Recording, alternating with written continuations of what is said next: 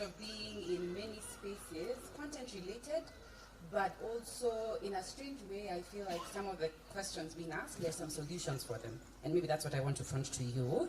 I've had the privilege of working with the Joyride podcast.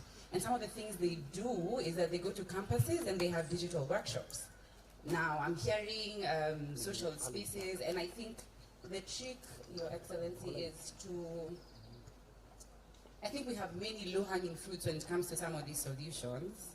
The question is, how best can we table them? And I think forums like these are great, but the question would be, how effective will this conversation be in terms of output? Because there are already some practical solutions. That's number one. Number two is when it comes to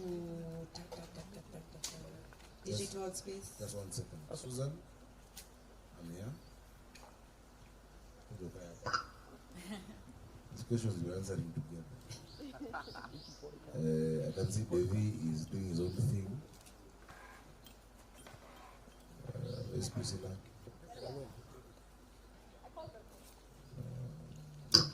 No, she didn't hear the questions. Who here had the questions? Justin? You didn't?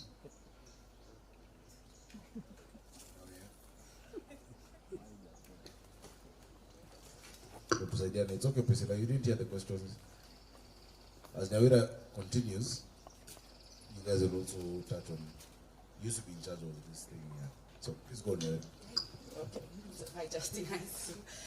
So that's the first one, is that there are creators who are already doing workshops and training, and they've had the privilege of doing it across so many universities in Nairobi, and so I think they already understand the audience and how to use them. So that's number one. Number two is that I sit in an organization called Youth Plus Africa that has championed so many conversations. I didn't get that. So you're saying the low-hanging fruits? The low-hanging fruits is that amongst us, there are some solutions to the questions. To the questions, but also to needs that the county has for the youth. Because I think the digital economy, you made mention of it, that Nigeria is a good illustration. Nairobi can be the illustration. I won't speak for Kenya.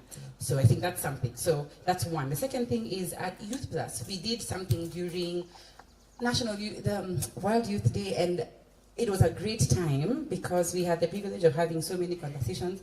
I see Butita is here. He was part of the ones we had.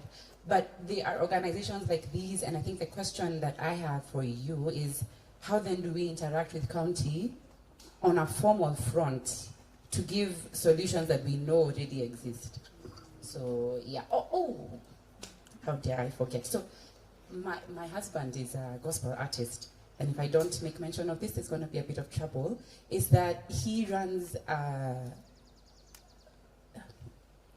he does gigs every so often called Chester Gospel. And so me, I'm just rooting for Nairobi Festival this year to have a Sunday show because he can curate that segment. So me, I'm just plugging my book. But a battle of choirs. Upon sasa, si ya choir. Okay, we can add this one. We can add the Sunday. Yeah. We're already there. There are already people, so yeah. A gospel Sunday, yeah. So we can pick up the conversation. So they can have their tent. At all, that's my okay. So, so yeah. Okay, I agree. Thanks, Javira. I have one more. I had so many, but I felt like I was talking too much. Yeah. You don't. Do you need me? Okay. Thank you. Okay. So, I'm so glad, Nyawira, you actually brought that up because it's another thing that we forget, that creators and creatives are not just creators and creatives, because this is Kenya. Most guys have gone to school, most guys have degrees, most guys have also the background of formal knowledge in something. I have a psychology background, and I've worked as a psychologist at one of our mental institutions a few years ago. One of the things that I speak about a lot on social media is mental health and wellness. Not just from a knowledge perspective, but also from a personal perspective, where I've had to kind of figure out my mental health over the last few years. Something that she's mentioned is about low-hanging fruit. And I think this one is for you, Susan, because you mentioned wellness and health. Mental health right now, the stigma around it is really great.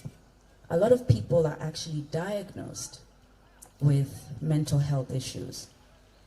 And while things like what Shiv brought up, exercise, walking, those are amazing solutions that can start from a really young age, right? Things like meditation, things like journaling are things that can be introduced in schools from a very young age. But also some of these issues are identifiable also from a very young age. And when Shiv mentioned drinking as something that we are very good at, that's one of the things that people are doing to deal with their mental health issues that they did not know they have. And now a lot of people online are talking about their experiences, and people are having to learn from peers rather than experienced professionals, right? So issues like neurodivergence, ADHD, autism, which is just a difference in how your brain works. But if it's not diagnosed and treated, or diagnosed and recognized, you grow up to then suffer from more issues. So drinking, that becomes your solution. I personally have had to be diagnosed and medicated to be able to function. Now, on that front, the medication that I take, there's a shortage in Nairobi, there's a shortage in the country, and this is something that happens very often. So we have to speak to people who've traveled, or when we've traveled, to go, can you get this? Can you get this? Because you call your pharmacist, you call your doctor, there's a shortage. Why? Because the drugs are abused, so people buy them, and then they sell them to guys who use them recreationally. So that's another thing. And a lot of creatives actually, this is something that they can attest to. The stigma around it, to just talk openly about the things that they're dealing with. And how, again, like Nakavi said, I have a psychology background. I mean, Nyawira. I'm so sorry. And I'm sure there's people here who, they have the platforms and they have the knowledge. And we would love to figure out a way to provide solutions in ways that we don't feel like we've spoken here today and then we never hear from you again, which I don't think will be the case because you guys are awesome. So again, thank you so much for this. Thank you. I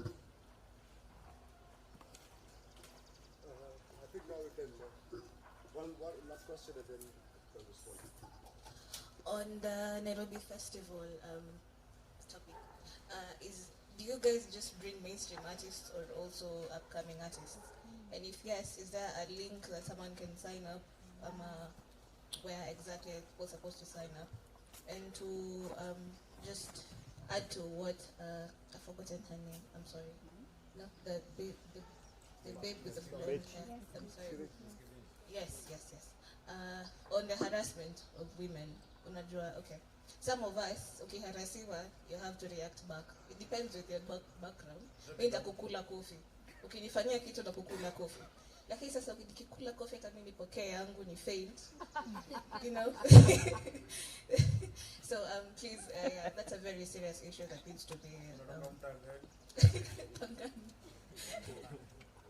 yeah, that's it. Okay. Any other? Good.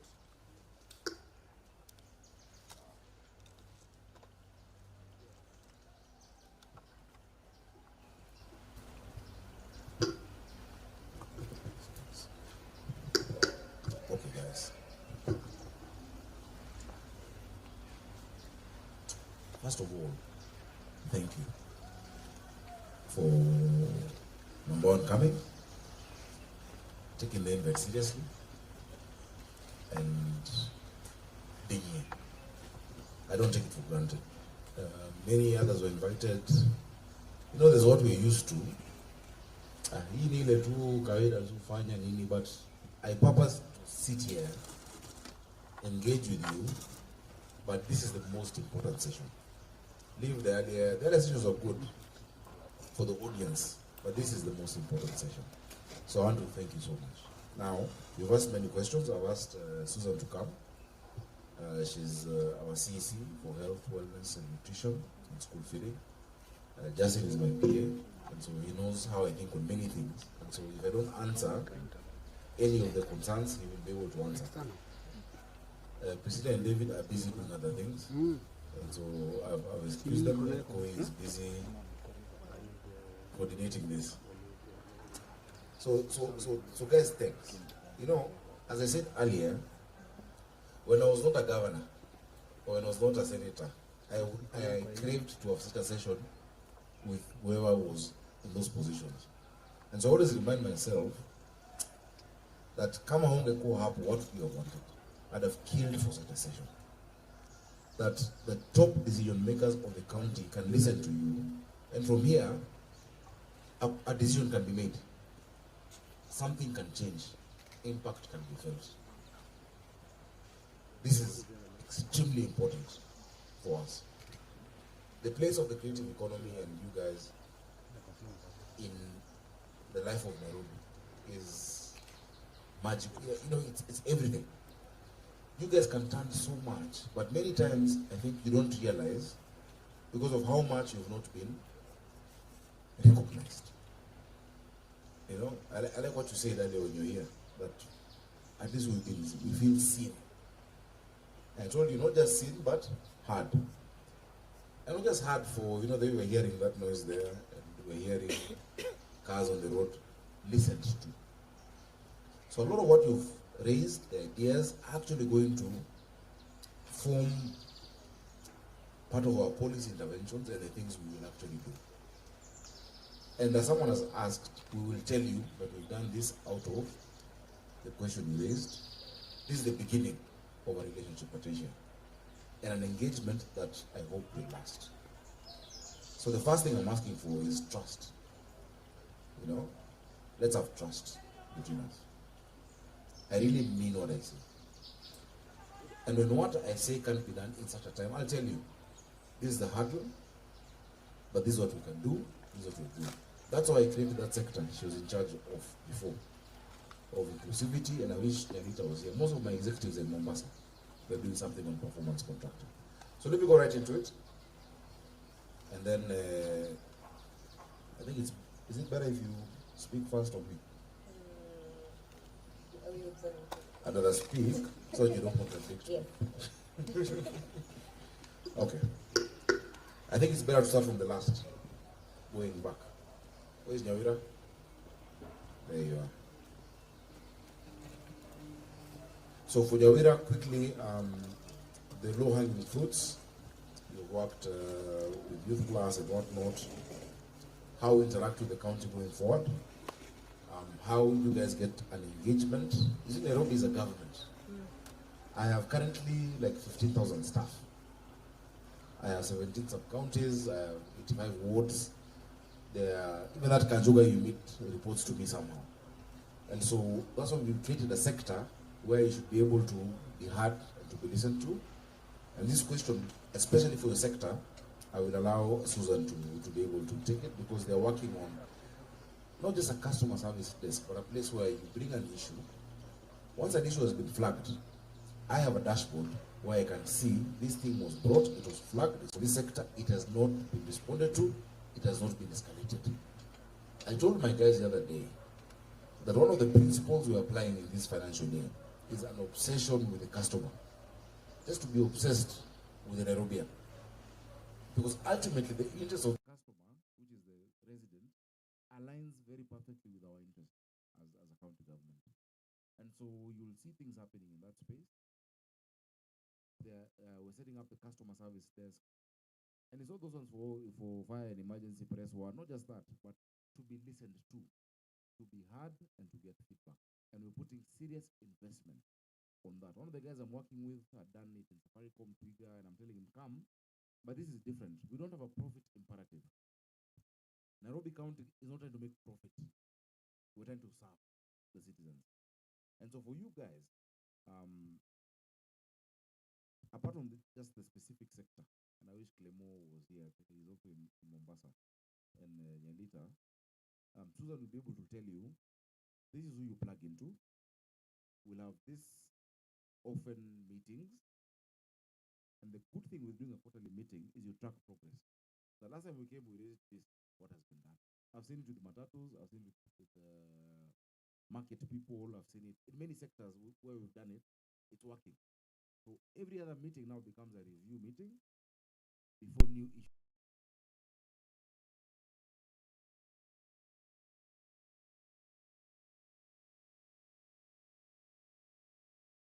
Cost us very little. That's why it's a low-hanging fruit. You know, it don't cost us much. Now, my brother from Homeboys, who celebrate Wasani, I always wanted to see a Kalamashaka road, you know, or Hardstone. There was a petition from South Sea guys for ISA, yeah, and Nameless was really pushing it. We've aligned our street naming process in terms of how the community can ask, so that you don't suddenly wake up tomorrow and see Sakaja road everywhere. You know, me, I don't want the road named after me. But there are people who, not just in the creative sector, in the life of Nairobi, you know, like John Gaku, the mayor, Magic Mike, the guys who have done things contributed to this city that need to be recognized. And so for this space, we'll democratize it. And ask you guys, is there someone you recommend who we need to honor? There's a National Heroes and Honors Council that does it for national level, but for Nairobi, we'll bring it down to us. Who are our heroes? Watoka ole wanatambua nani? Kuna madhe maybe alikuwa anasaidia watu huko for years, and everyone has gone through her hands. She needs to be recognized. It's not just Sati Francis Atuli Road, it's Raila Odinga way, Kenyatta. No, our local heroes. And so from the creative economy, you see the problem with the creative economy, which is just how we are as creatives, hatupendi kupangwa. And so because of that, you see akina Big Ted have started something, zimekuwa ni hao ndo artists. You start yours, kwa nini nyinyi? Nini starts his. I wish one day we get into one creative economy thing for content creators. Because if you're not organized, you don't be recognized. You have no space on the table. And I keep saying, if you're on the table, you're on the menu. So if you want to be on the menu, you're on the menu, but I would want us, if you'd allow us to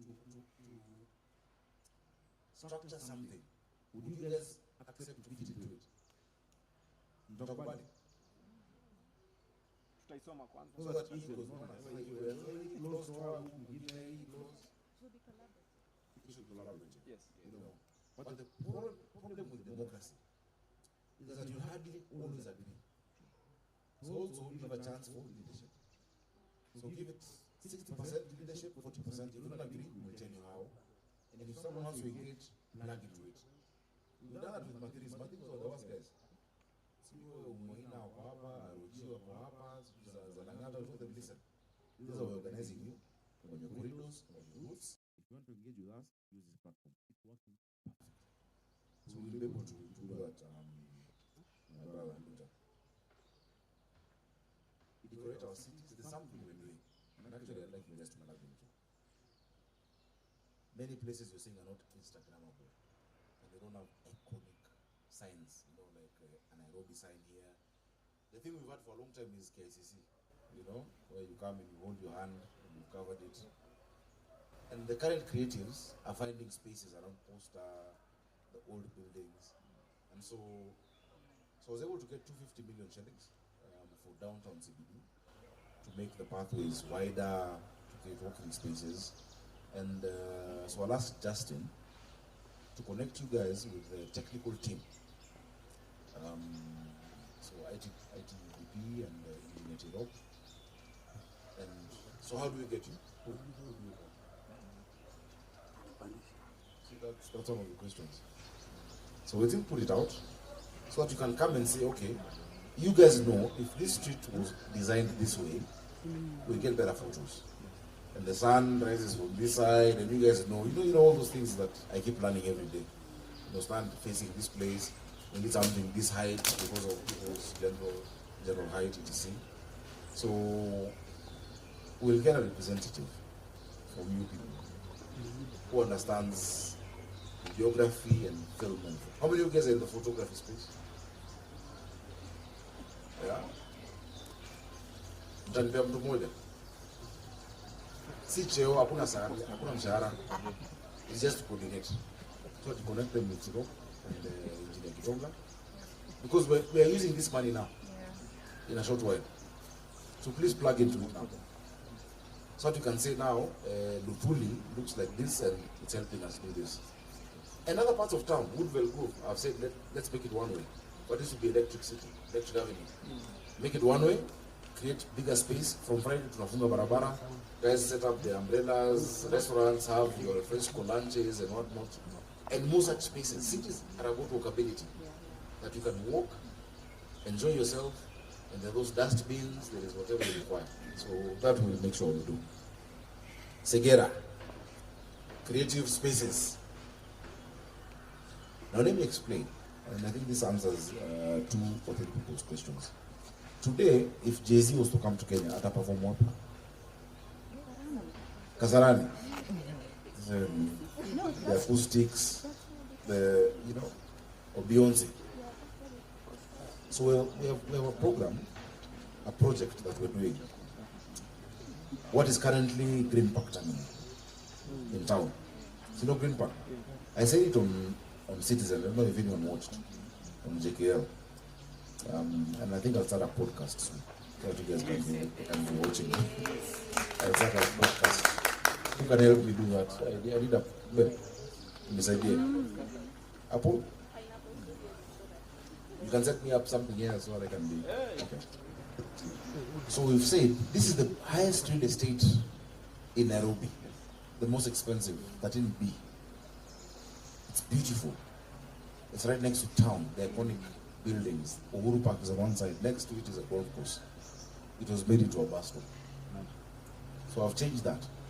And now we're getting investors coming in, PPP. Last evening, you remember, the Chinese ambassador was saying, if you had a restaurant, a food court, where people can get food from every country, 50 countries or so, to be food throughout, for that cuisine. So I have the designs. We're doing hotel towers, but a convention center. That you can have a proper sound auditorium, theater, 10,000 capacity meeting, 20,000 performance venues that are affordable, accessible. So imagine someone comes from Maju, Unamko Airport. I've given them now an exit from the expressway there. Exit Kungia Tao. To say Akuna, you have to go to museum or come on at Capital Center. So we're doing an exit of the expressway there, but you get into that Nairobi Convention Center and you create that space. On top of that, because we can create all the spaces, we want to incentivize the private sector. If you're doing a huge development, if you provide for the creative economy, if you provide for playgrounds, we incentivize you, we charge you less, we tax you less. I think that can help. More people can do that more than just what we're doing. Now, kule mtaani, what we've agreed with the MCAs, because the MCAs are the ones who pass the budget, is to make sure that in every sub-county, 5 wards come together, there must be a place where there's a studio, there's like a small place people can perform, it's accessible, you don't charge commercial rates, and you're able to do it. That one we've put even in our budgets for us to be able to do. Many guys have talent, but always afford. When they do Calif Records, when they, all these big guys, you can't afford it, but the talent is there. So even in the informal settlements, we want to put those now creative spaces for production. Not everybody will buy a mixer, not everybody has a guitar, not everybody has instruments. That's something we're doing. And I think once we structure this engagement and these teams, then we know how you guys plug in. Because then you know, you don't need all this equipment for this level of production. Now we'll have more contests and competitions, so our talent comes up. When we see talent that is bankable, we will support them. And we'll pay for an album, pay for a video shoot, pay for, because also that investment is needed. Currently, corporates have not been able to come into the creative space because they have not been incentivized, and that's at the national level. So we'll do our part when it comes to that. You have anything on that?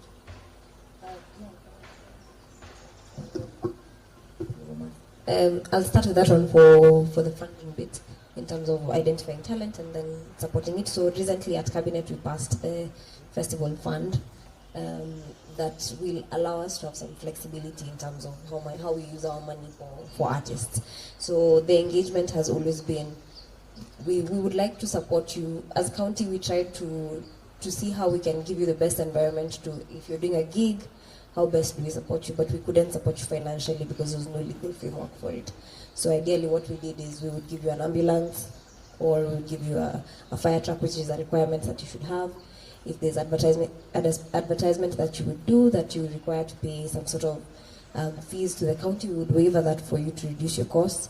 But now moving forward, there's now a structure that we can be able to actually give some sort of sponsorship, or we can jointly go into some sort of venture that would make money for both of us. So now we have a structure for that moving forward.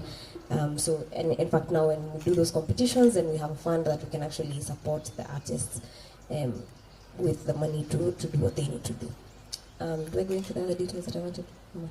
Of the things I've covered, so we don't, because Yes, of the things you've covered. Yes. So, in terms of customer service and how you can get in touch with us. So both touched on a few things, but I just want to emphasize. So we are going to we are setting up a hotline, which will have different ways you can access different things in the county. So instead of looking for somebody or getting so many different numbers to call the county, we will have just one, and then whatever your request is, it will be directed to the right person. So we're even setting up a call center for people who will actually man that and make sure that you get in touch with whoever you need to. And they have to get back to you. If they don't, I will know. Yes. Yeah. So that escalation, IT is helping us. Mm-hmm. If something is there, it's in red, no one has responded to, I know who must answer to it. Yeah. Because that is a big problem. Yes. So in addition to the call center, also the system that will allow us to track. We will also have that My Nairobi app, which you mentioned briefly. So we worked to develop something that you can have access also now on an app, be it payments, be it queries about specific parts of our sectors of our county. So whether you want to pay your land rates, you want to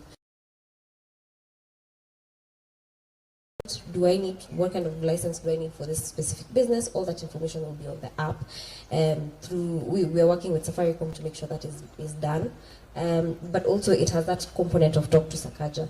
So we've put it as a general thing for now, while we see what kind of queries or comments or suggestions that we get, and then we will keep modifying it as we go along. So we will know that, okay, these are proposals for partnerships with counties. The more we see which kind of proposals we're getting, then we'll segment them by sector. So maybe this is a health proposal, maybe this is a finance proposal, maybe this is a sports proposal. So we'll continue to modify it as we go along. But for now, it is a general one, and you can download the app. Actually, it's on your Apple Store, even on Apple, I think so. Yeah, but also on Android. Yeah. So just search and tell me if it's there. Yes. And then in addition to that, I know this is still a little bit. You can use emails. So we have someone manning our info at nairobi.go.ke. So info@nairobi.go.ke. So if you still feel like you still want to get in touch with us through email, that's also another platform that you can use. So that's about customer service. And I'd like to just add on to the question that you asked there's a question that you asked about artists, how they can apply to be at the festival. So in the last festival, we had a link for people to apply to participate as a vendor or as an artist.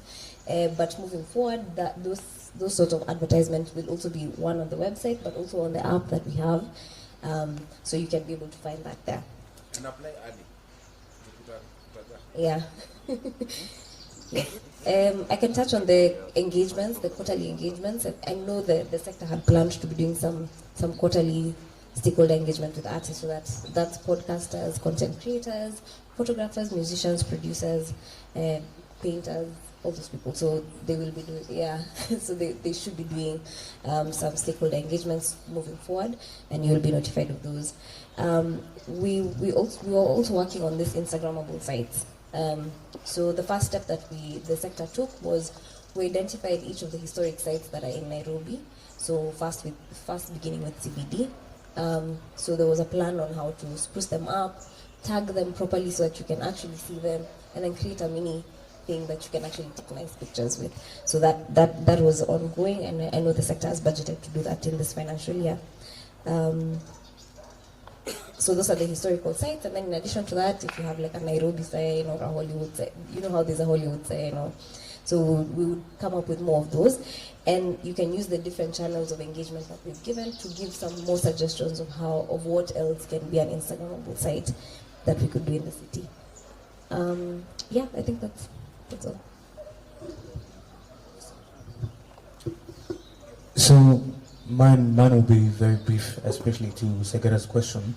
I think it's more of a challenge. I know Waziri has spoken about JVs on how we can create sustainable spaces, but we'd also like to hear from you. The idea of having free spaces is good, but how do we maintain these spaces? You know, if we're not charging, what does it mean then regarding just upholding the standard of the species? It would be good to just hear as you pose questions. I think only Nyawira is the one who tried to say this is a solution towards this. So we'd really appreciate that. You want to respond? So what I was thinking is that when you like bring in these people who have potential into these kind of spaces, they also have to like have goals. You know, if they're gonna come in, they have to like have goals. If you're gonna agree that they're gonna like post 2 videos let's say like 3 videos in a month. Let's say if it's a podcast, they have to like adhere to these goals. And if you guys feel the guys that will be possibly monitoring this, see that this guy is like not doing so much, they'll have to like let him lose or give him, I don't know, something like that. Cause yeah, what do you think? Kuna watu wengine haishiki for a while lakini ikishika imeshika. You know. I'm talking about the consistency part. Like you have to show these people that you are really determined to become who you say you want to be. Yeah, like you have to put in the work if you're going to be allowed into these spaces. Yeah, so it's all about goals and achieving these goals. Yeah. I answered you. Are we creating more hurdles? Yeah? Maybe just as a suggestion, it could be a membership fee. We do it at clubs every time. We do it at gyms. Is that I want to create content for 3 months, because many of these content creators, we work in seasons. So if we're doing 10 episodes, is to say I will pay X amount of money that includes camera, sound, and I think it just becomes a bit cheaper. But the truth is that there's a space at what's this mall called? Garden City, called the Selfie Village. And everybody's going there to create content. Is that you have to pay to enter. It's great for everybody, but you have to pay either way. So I think to answer sustainability is that we're willing to pay. It won't be premium, but it would allow for smaller content creators. So it's just a membership fee. There's just need to know how to distinguish. So that what you're paying tomorrow, multi-choice doesn't come there and pay the same. Exactly. On Netflix. You know, so I need to be able to distinguish, because they'll come under the name of someone, but then you see how they've set up that place, and they've paid 3,000 bob. You know, you guys will help us with that.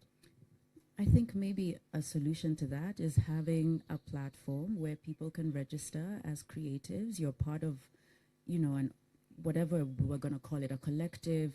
We've been doing the creator collective chats with Terembe. But just to register, it doesn't matter what kind of creative you are, but because you're registered, then that gives you access to some of these, so that people won't, people won't kind of take advantage of these solutions. Because at the end of the day, the aim is access. It's not people want free stuff, but you don't have to spend money on a camera and a background. Like, it's just access. So subsidizing so that we can maintain them as well. Yeah, that was a good intervention. Okay. So, I've seen my brother there. You wanted to say something? Okay, let's hear you.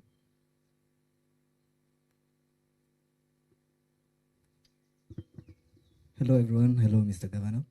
I think you already like what you said about incentives, where you give incentives to the people who are trying to construct maybe spaces and stuff. But I also think if the government is intentional about content creation, maybe we can also have like lower taxes when importing cameras and stuff. Because I know the president mentioned about developing mobile phones for 5,000, but how will that be good for content creation?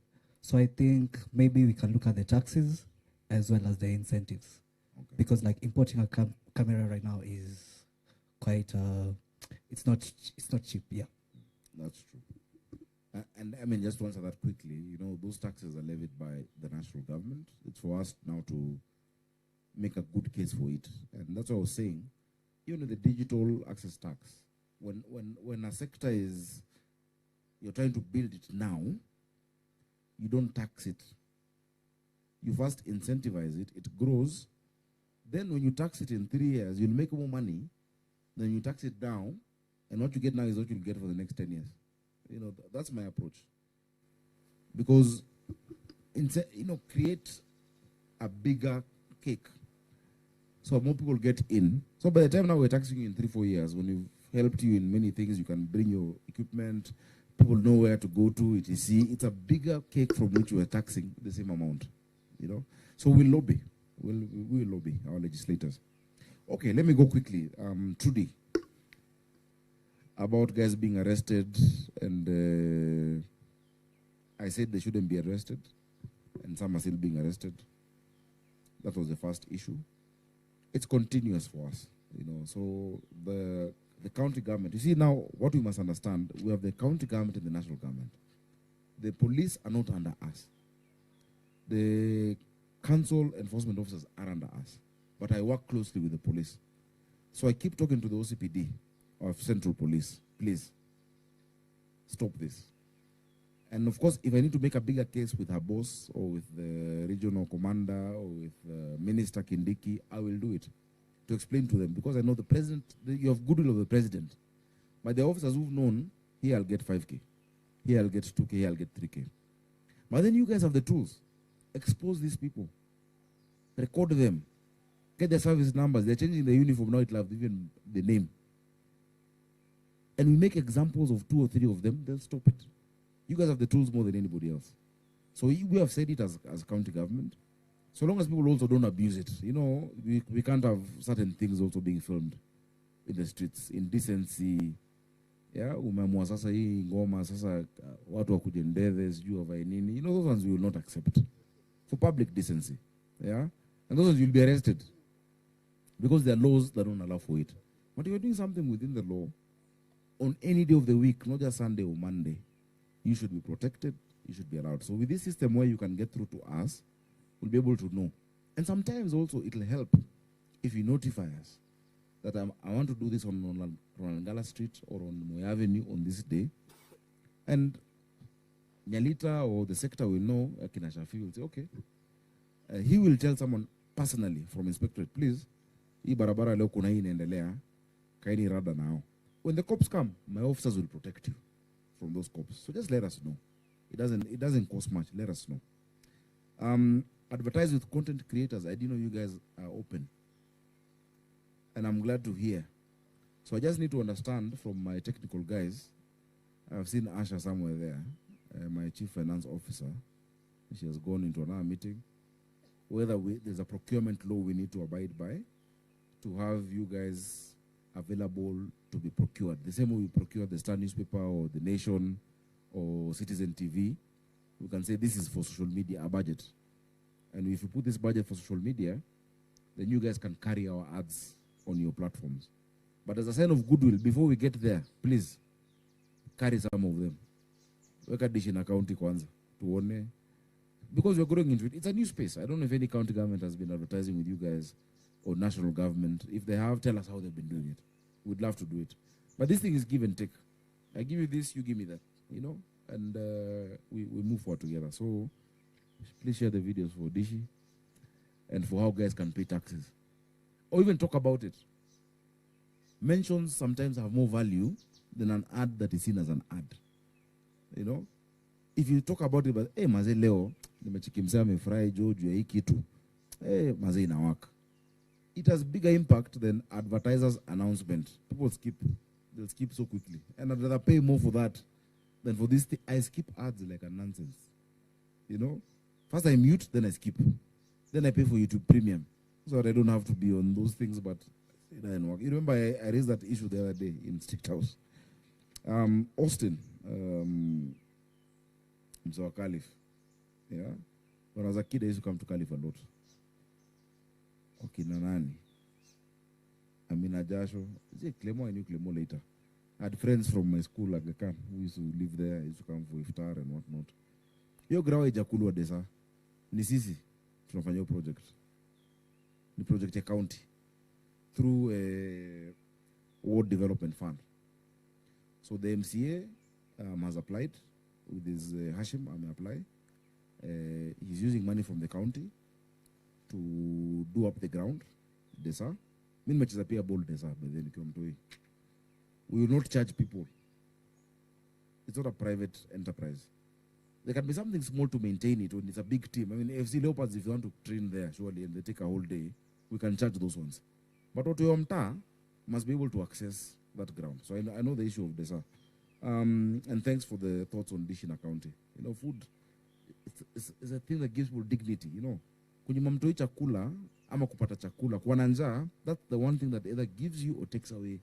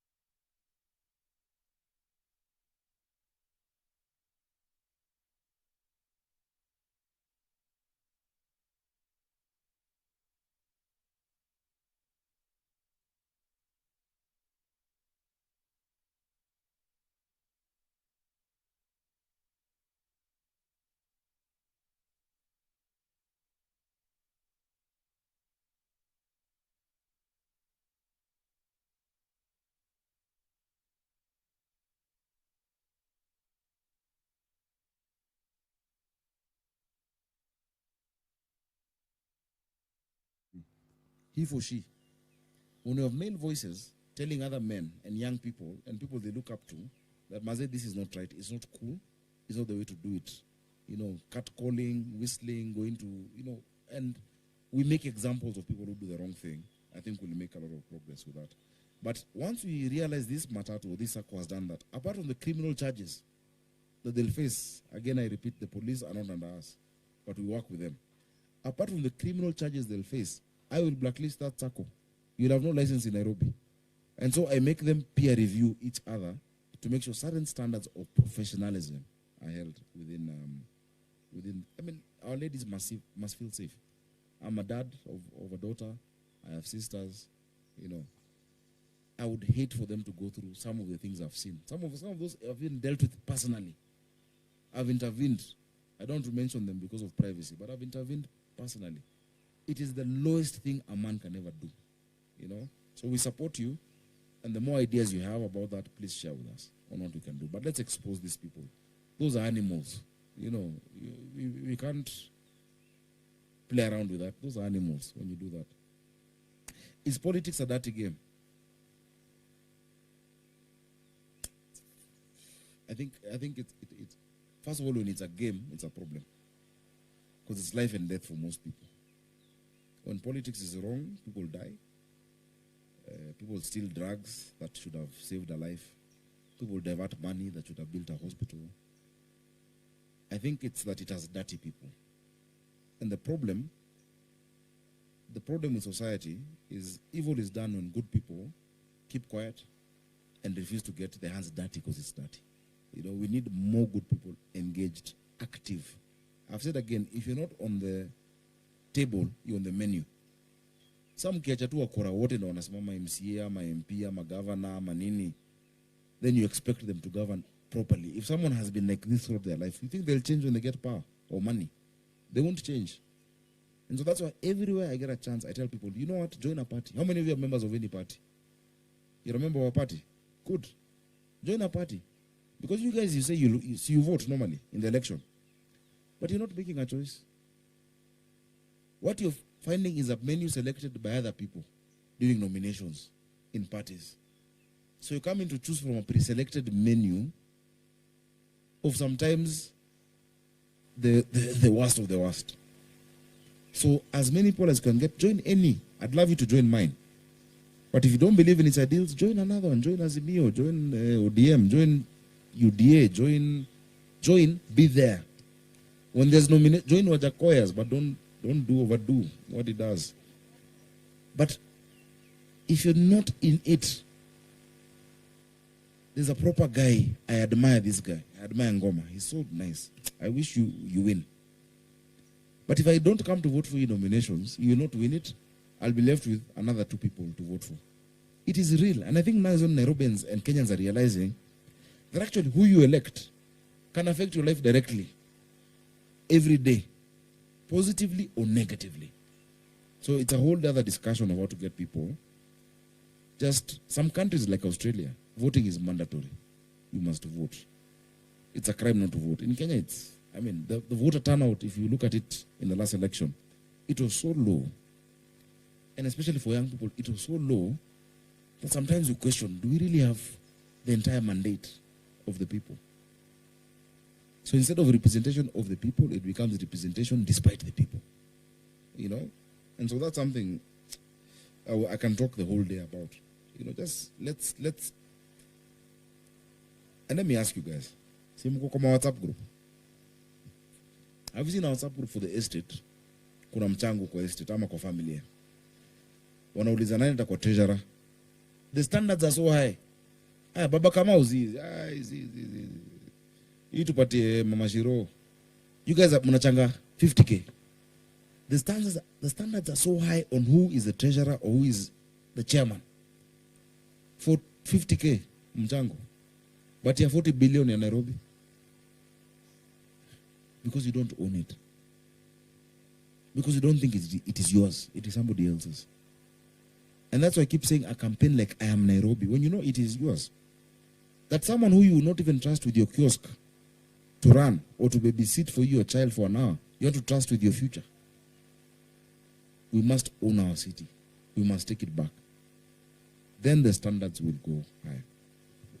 Bonke West, umuliza maswali part 2. First, thank you for being in love with Nairobi. Me, I'm in love with Nairobi, man. I've never been away from this city for 21 days imeshikana. Tangu nizaliwe. Nimeenda kila mahali 10 days narudi. Hata ocha niko na siku 2 narudi. Hii ndio ocha yangu huko ndo home. But we need to move that love to something practical. You guys have platforms. I love what you're doing on yours. I love what many of you guys are doing. Sometimes on top of the other content you create, talk about the city. Let's hype it. Africa's capital. You know, let's create a brand. You guys think about what is the brand? What is it we are selling? We have so much. This is the center of the world. From Dubai, you're in Nairobi in 5 hours. From London, you're here in 8 hours. From New York in 13 hours. The weather. Look, the people. We have what? By the way, unajua ni vile watu wa Nairobi wajatembea. We enda Naijo. Hata Lami, Lagos, hakuna. The airport ni kama ofisi ya Kamba. They don't even have a national carrier. Our internet is the fastest on the continent. You know, there's so much going for us, but zile mnaongea tu ni I don't know if I should go into it. Mnaongea tu vitu negative. Sometimes get time to talk about, boast about us. Yeah? Yana ku express wasema uliza watu wa UG mko na kitu kai. Uliza watu wa TZ. Hii mtaone hapa ama London. You know, like let's brag about who we are. Because let me tell you, I know so many diplomats who are my friends. Time yao ikiisha Nairobi, they resign and they stay. They're still here. US ambassadors, UK ambassadors, They love it because they've seen other places. Nini mnangoja tu nikaweza kuomoka nikavuka boda mtarudi tu. So we also need to positively show what is working, even as you help us sort out what is not working. Not everything is working. There's issues with the environment. There are places which are still dirty. You know, the guys who used to collect garbage when I was a kid are still the ones there today. That's why I'm hiring 3,500 youth. Zile kamero zilikuwa zamani. Today, and I give an example, Embakasi East. It's a huge constituency from Mihangu, Utawala, mpaka Doni. It has 3 guys who are supposed to clean it. 3. And they are above 55. How do you expect that place to be clean? Alafu pia, since you don't own it, kuna madhe uko Kahawa market ananiuliza. And I was there. She's selling fruits and vegetables. She asked me, mbona hapa nje, hapa amukoti uchafu ni chafu? I'm like, are you out of your mind? Outside your stall. And it is your things. We must move from haki yetu to wajibu wetu. If everyone swept outside their house, the world would be clean. We must also take our responsibility. I'll do my part. We're putting the bins. Ubaya zile tulieka zilikuwa vandalized. Zikaibwa. Chuma zinatumiwa scrap metal. Now we're using another material. Some fiberglass ambayo watu wascrape watachukua. But once I've shown you, that's where you dump. This is how often we'll collect it. I've bought 27 refuse compactors. I've bought 27 tippers in the last 2 weeks. I'm hiring 3,500 young guys. We're doing waste to energy for the first time in Dandora dump site. Kutengeneza 45 megawatts of electricity. But now if you're driving and you throw out a bottle, how do you blame me? In a few weeks, El Nino is coming. What causes flooding in El Nino? Illegal dumping. Nikanjo in a dump. See me? It's us. So when we're doing that campaign, I'll ask you guys to help us because we've mapped out all the hotspots of the areas that are prone to flooding, the issues there. Unapata mtu ameka container kwa drainage. Anafati mboka ni mboka. When I remove those illegal structures, bado ni nyinyi mnapiga kelele. Na zikibaki kuflood, bado nyinyi mnapiga kelele. How do we work together to sort that out? You know, just food for thought for you to think about. Yes, parks lazima zikwe kila mtaa. Si Uhuru Park peke yake na Jivanji. Ukienda saizi TRM towards Roysambu, hata hiyo base kwa barabara I'm doing that park. We're doing that park. Jacaranda, we're in talks. High Rich Teachers College are the ones who own that land. And we told them, please hand this back to the county. Isikuwe tu mali ya maandamano. Na mikutano za sijui bunge la mwananchi na siasa. Pia kuwe place ya recreation. Recreation, the built environment gives people dignity. In the US, in either the Bronx or Harlem, what they did a social experiment. They fixed broken windows. They painted the estates. Crime went down by 40%. Yani hata dingo anasema easy place ya kuiba because of just the built environment. And so this is what we're doing. Help us highlight and stop the negative aspects of it. So we want to do parks, first of all, in all the sub-counties. So we're starting with the 5 boroughs. So create boroughs, Nairobi, North, East, West, South, and Central. Instead of Kuja City Hall, unaweza kuwa served hapo.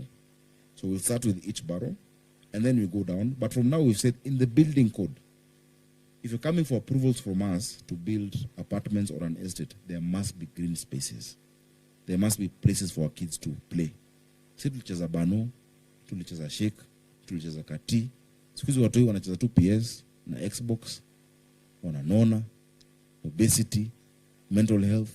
So we must create those safe spaces, and we're reclaiming grabbed land. This morning I spoke about Mbakasi East, Tasia. As in tuko na hosi ni yetu ilifunguliwa na the former president akianzisha. Hosi iko hapa, pale nimekaa for instance, ndio wards.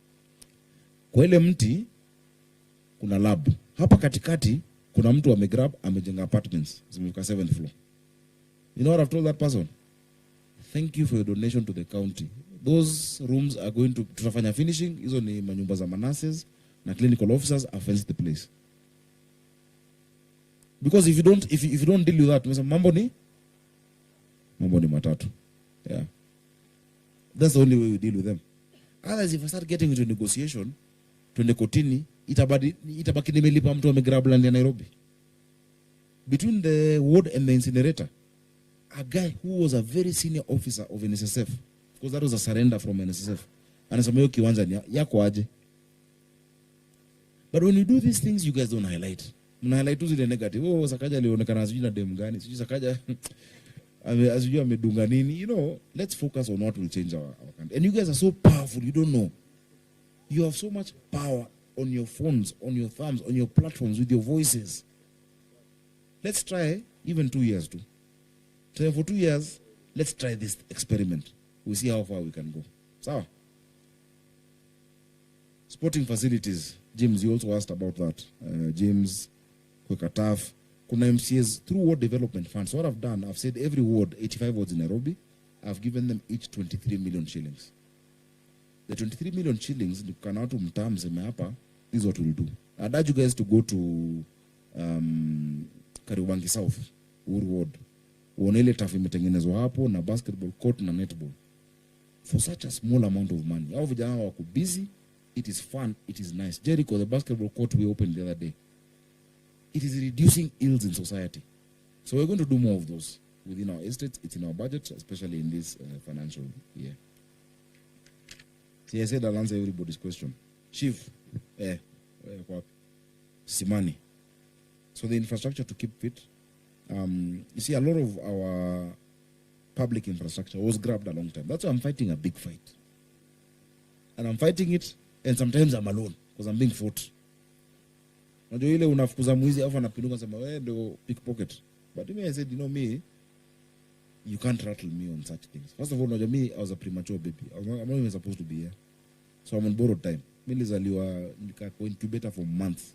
So mimi sitishwangwi na hivi vitu ndogo ndogo. If I've said this is the way we're going, this is the way we're going. And so I'm reclaiming those spaces.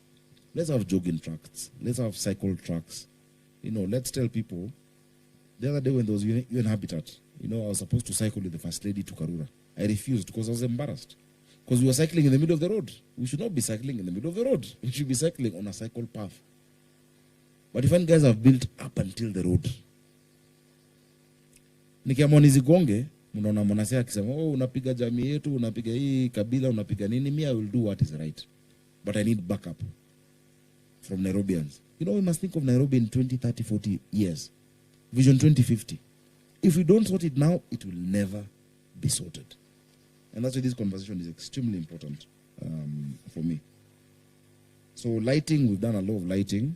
If you go to Ngong Road, we've lit all of it. Mita Mingi. I mean, we've not covered everywhere, but we've actually done a huge number. Right now, we're doing from the junction all the way to Wayakiwe, Kingara Road coming down, up James Kishuru, places in Kileleshwa, Lavington. If you go to Eastlands Hospital Ward, there's a lot of lighting being redone. But what's the challenge with lighting? Zinagondiwa. Juzi nimepata wezi wameiba our infrastructure next to Kawangware. The good thing, walishikwa na mavijana wa hapo. Right? Till now they're in Budangari police station. This Nairobi, I didn't say let Sakaja make Nairobi work. I said let's make Nairobi work. There's so much I can do. I can align budgets. I can get policy done. But Nairobians, until we own our city, it will never work. Until we all take it collectively. And I hope with your voices, you can be able to speak about that. Again, security, you know, in as much as it's a national function, we've teamed up with the Inspector General and with the regional commander. You remember when we just got into office, kulikuwa na case mingi za abductions, watu wanapigwa Nyongolo, Ngeta, Nini, they went down because of the kind of patrols we're doing. But many times these people are hidden by the citizens. And so we have restarted the project with Safaricom. Remember they had put cameras. Ambazo now we realize cameras imejengwa, but the control room for observing the cameras, no one even goes in there. The traffic lights, no one even goes to control them. So now is when we've taken them over. We're using the monitoring. The other day, I highlighted the Ngong Road incident where some people were mugged, and we caught them. Instead of guys saying, hey, well done, ni juni wazungu. See juni wazungu, it was brought to my attention. The others we have also been able to arrest, and will continue doing that. Alexia, thank you so much for your very kind words, and thank you for being here. As Ilantoya said, and Justin as well, many opportunities for collaboration with the county. We want, that's why for the first time we're the only government with a minister for public participation. Because our biggest asset is our people. We have 7 million people. I'm the governor. I'm not an engineer, I'm not a doctor, I'm not a... And no one can build those things. The ideas that you guys have that I don't have. So it's just bringing it together, giving you the platform to collaborate. Thank you for coming to Uhuru Park. We're actually concluding. In fact, the handover should be done before mid-September from the military. Right now, what had been left was 2 things. The sewer connection from the ablution blocks. We needed to cut across Kenyatta Avenue, and Ken had refused. But now that there's a contractor doing that part of Kenyatta Avenue, we've already been allowed to cut across. We've put the sewer lines along the road. There's what used to be called the malaria drain, which is being concluded. And so in the next 2 or so weeks, we'll be able to finish that. We're putting a people management system. They wanted us to charge guys to come to Uhuru Park. I said, we can't charge guys to come to Uhuru Park. We can agree to charge for Central Park because we need to maintain. But for Uhuru Park, where ilikuwa ukitama kitao na umekosa job, at least lunchtime, you just come and lie on the grass ukifikiria shida zako. Uhuru Park has such a great legacy and heritage, it will remain free.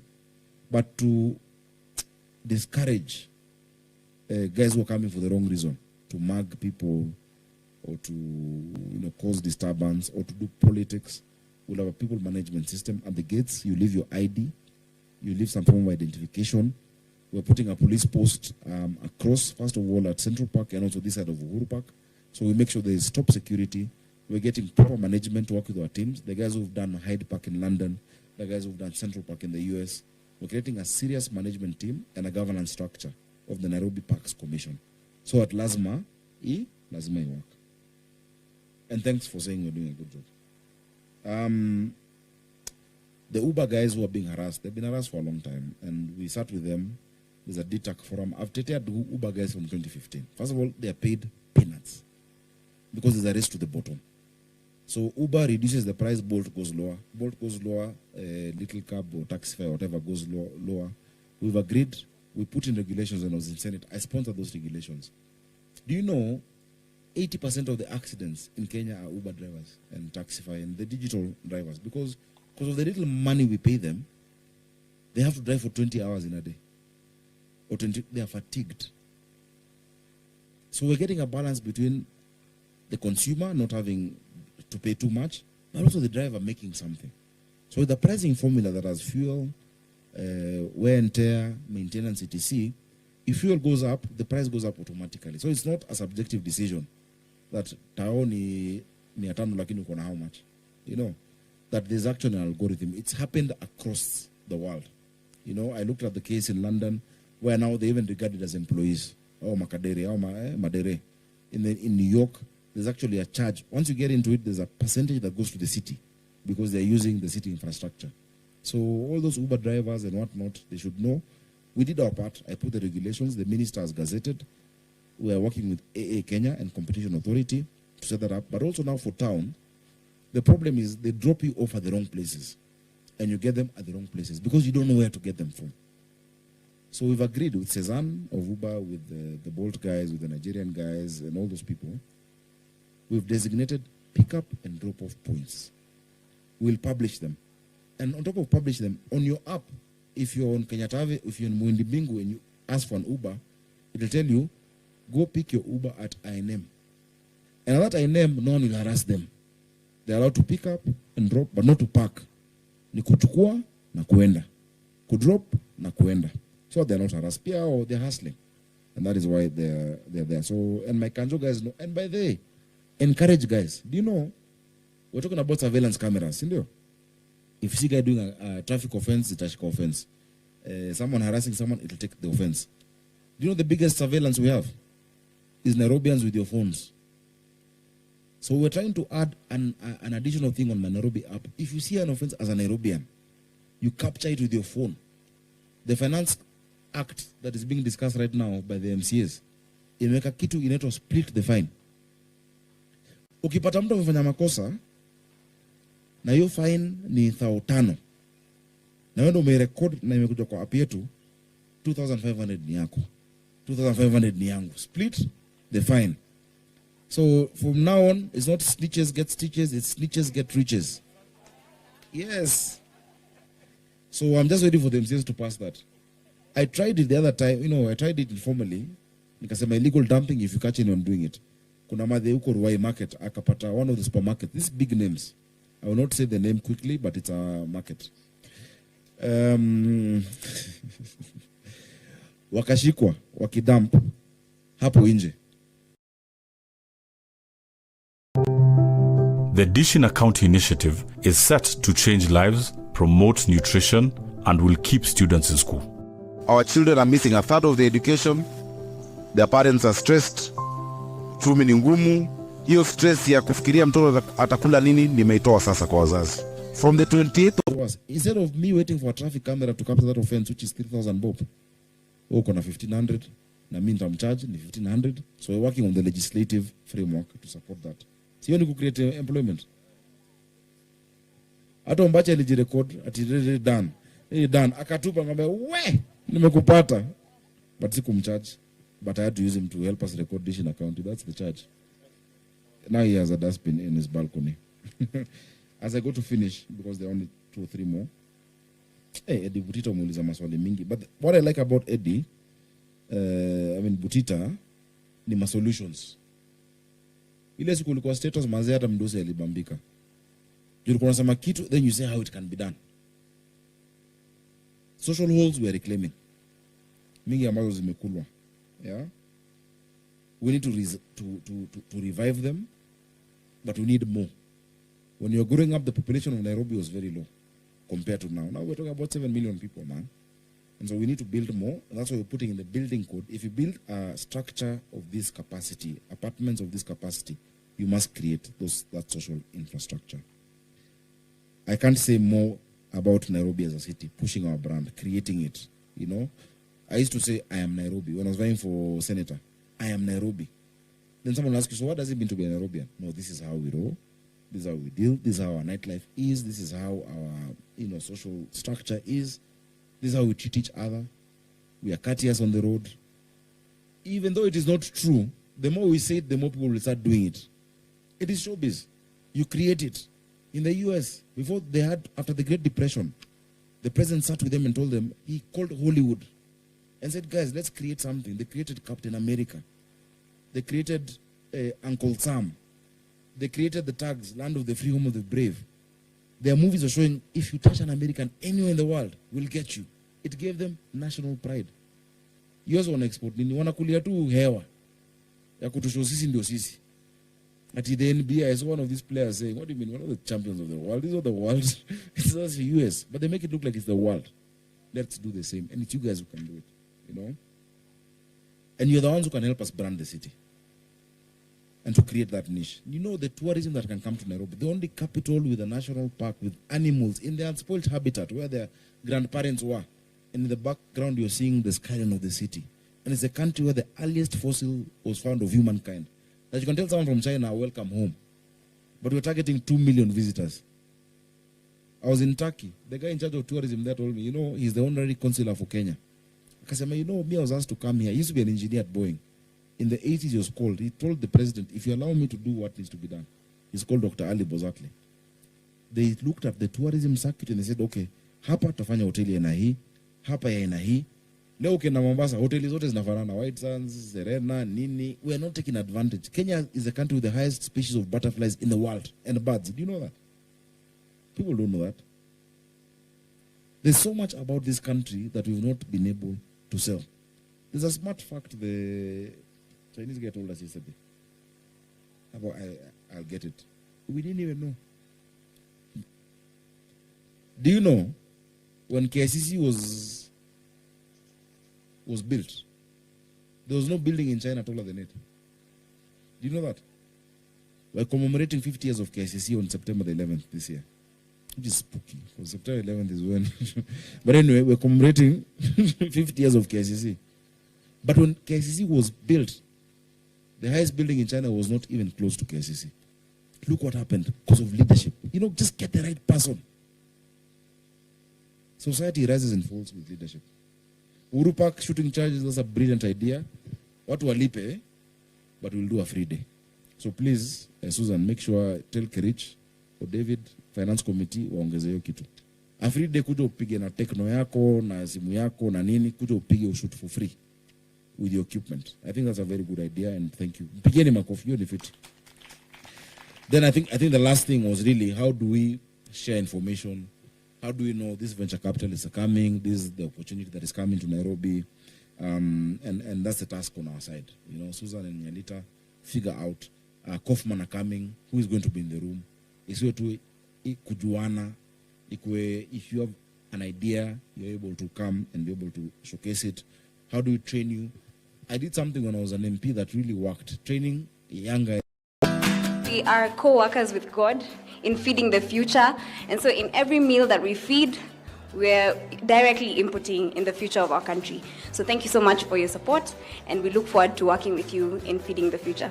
Watoto wetu wote wa primary school katika Nairobi County watakuja shuleni, watapata chakula shuleni.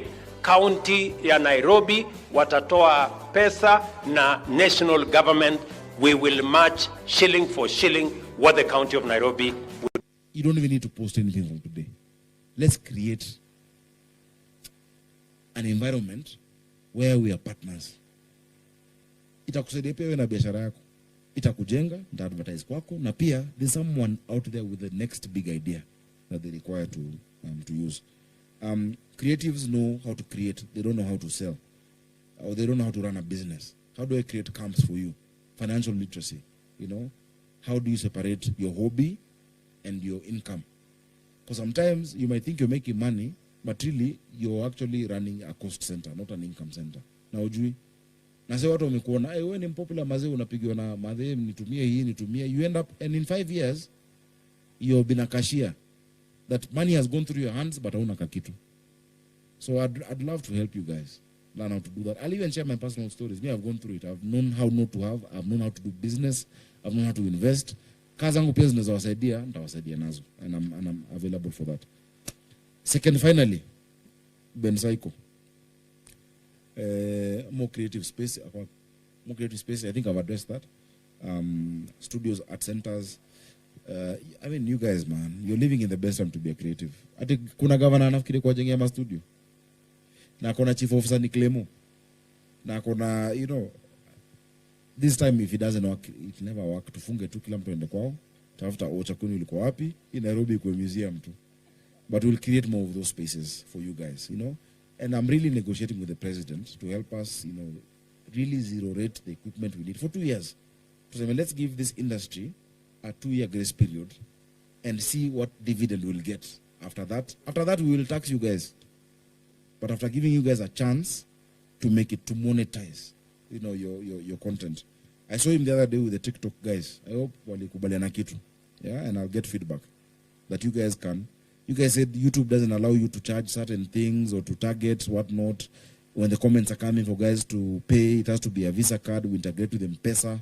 That guys are like, oh, hizo buttons mkomentaje balloons ama nini? Stickers. Mtu abuy stickers na inaingia kwa M-Pesa direct. You know, Kenyans will do that. Me, if I see something I like, maze. There's some guys I really love your content, but I don't want to say so that I look like I have a favorite. Oh, someone is not my favorite. Finally, Patricia Mazejo, I think I need a retreat. First of all, make sure you invite me for the October BYSS. Yeah, you still call it that. Yeah, make sure you, and say hi to everyone in your team. These are guys we've grown up with them in church, whatnot, Bapo, etc. I really love them, and I like what they're doing. Event spaces, I think I've addressed that to some extent. On top of what we'll do as a government, it's helping other guys do it commercially, but incentivizing them. So that if they're paying a lower approval fee or lower rates with the county, they can then pass on the advantage to creatives all over the city. I'd love to be sitting like this in a place where kuna gig space na COST, sio Riverside ni Kayole, you know, ama ni Dandora, na ni safe, na unajua mko fiti. Your audience know they can come there and they can live and go back home properly. You know, those are the dreams we have for the city. Digital assets tax, as I said, I really want to get more into that, and I'll talk to Kuria Kimani, and the cost of gadgets, how we can really reduce them. I'm so sorry about the incidences you've gone through. Na sijui mbona wewe unaibiwa sana hivyo. Unajua ni kuna watu umekuwa unaacha wakam. Shafi mazewe. No, hizi kwa hiyo. No, but you see, it shouldn't get to that, you know. And I mean, if you say it's such a safe place, there's, you know, generally there's a problem in society because of unemployment and all that, but it can't be that you are being targeted that much, you know. In the criminal justice system, it can't be that you go report and the cops want something from you. No, it should be utumishi kwa wote. You know, and so me, what I tell people of such a case, show me that specific person who asked for that. Let them be an example. Ndo wengine pia wasirudi kwa hiyo cycle ya kutunisha watu. But I'm so sorry for that. Replacing the camera and the laptop, the price has now doubled, etc. It's tough. Yeah. But sijui tuduaje sasa. Nimba laptop. And it's true, you guys. And you see, for you, you're a pioneer. You're self-taught. Many times when you were starting doing this, you had no one to look up to. You guys are looking sideways for affirmation. You're not looking up to anyone. But now these other young ones can look up to you. So give them what you never got. Mentor them. Talk to them. Tell them, by the way, I tried this, it doesn't work. You'll have fun, but you have nothing in your pocket. So also, Shakespeare says, wise is he who learns from another's mishap. Let them learn from yours. Yeah? As you grow. I'm very embarrassed that there was no Kenyan music being played. Shafi, next time, please. And you know how me, right now my favorite is Wakadinali. Na ule Stilo. And you know I've been listening to that throughout the last few weeks. Of course, my all-time favorite is Nyashinsky. All of you know that, and I have no apologies to make. That's my homie. I like Calligraph, but Nyashinsky is the truest OG. Let's play Kenyan music. I brought a bill in parliament. It was defeated. What would end up with a bigger marketing agency? I said 60% local content must be there. They laugh at it. We say we want to be like Nigeria. You know what Nigeria it is? 90%. When they were starting and they didn't have creators. But because of saying that, sometimes in economics, supply creates its own demand. Not the other way around. Not demand creating supply, but supply. But now guys know, okay, I have to go and we're producing. That's how China, and the example we got yesterday from the ambassador, they just said, let's move from these cottage industries. Tengeneza industry t-shirts, print t-shirts, tengeneza masimu, copy this guy's thing, produce. So let's be able to get guys to produce. You can't have our kids waking up. The first thing they see is Alejandro. Then after that is Blessing. Those Nigerians. And I think Kenya has no talent because it's cheaper. Right now, you guys, creative economy, musicians are owed more than close to $1 billion now by our radio stations and our TV stations. Who is talking about that? You guys are not making noise about it because you're used to it. You know, I know now you have other digital spaces. But remember the guys who can only be paid if their things are aired on TV and on radio. Be their voice. Talk about it. Yeah? I think finally, mental health issues. And I'm glad that we as a county have taken it seriously. Number one, clinical psychologists were never a cadre that is recognized in county governments to be employed. No county had even hired one. I went to Chiromo Jenga's place and had a sitting with them a year and a half ago. And they explained that to me. I made sure in Nairobi we have it.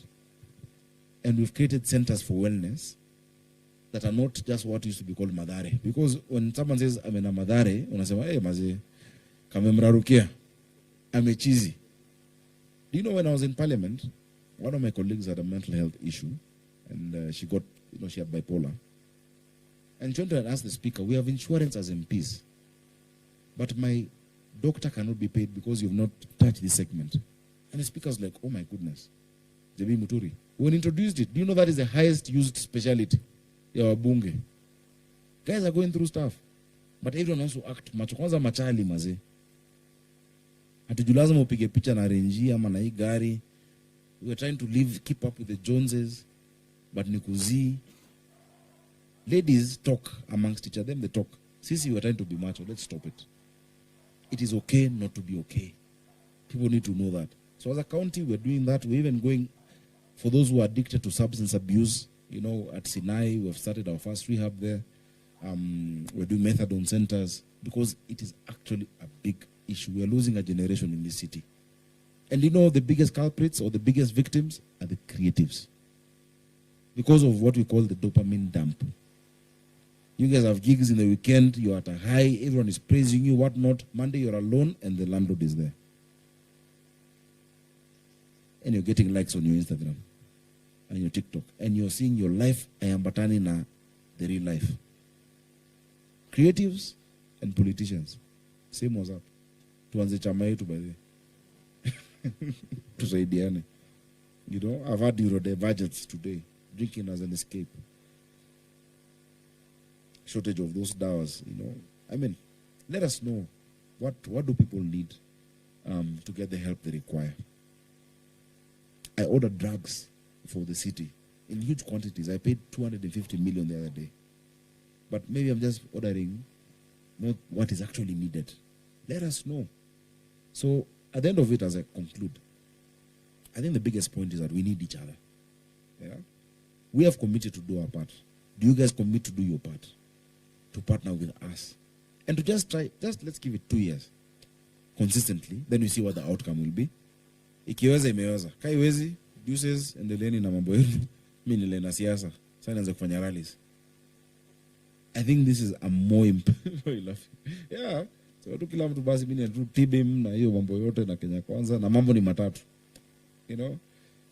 I see such great promise in this country. You know, I was in Kach the other day. I was in Eldoret the other Sunday. I was in Kwale. I see these young people and they have so much hope and they say, look, Sakaja, man. Tunakutegemea. I'm like, guy, mimi nawategemea. You can be a symbol of hope, but I need you guys to tell me this generation of ours, this is how we get them. You guys are more powerful than I am. You speak to many people. When I speak to them, they think it's for politics. When you speak to them, they see themselves.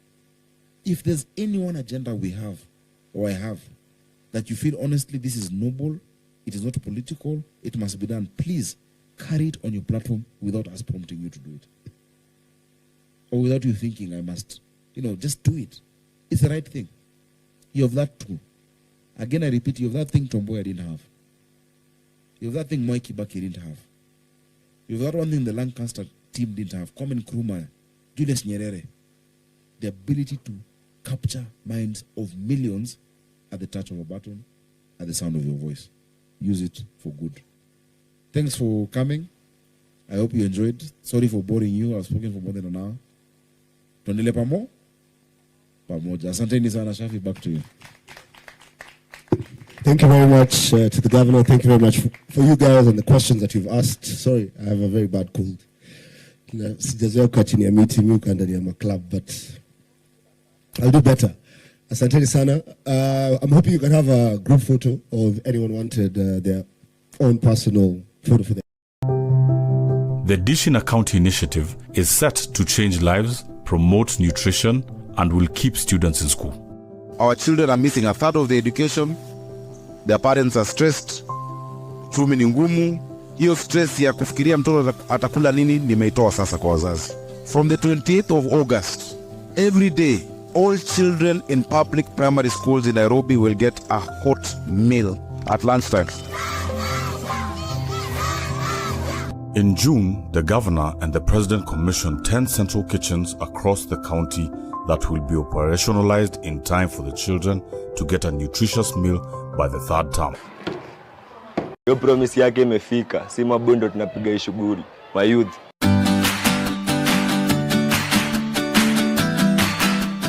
We are co-workers with God in feeding the future, and so in every meal that we feed, we're directly inputting in the future of our country.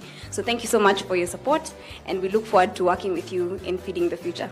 Watoto wetu wote wa primary school katika Nairobi County watakuja shuleni, watapata chakula shuleni. County ya Nairobi watatoa pesa na national government, we will match shilling for shilling what the county of Nairobi will be giving so that we can have all our children in school.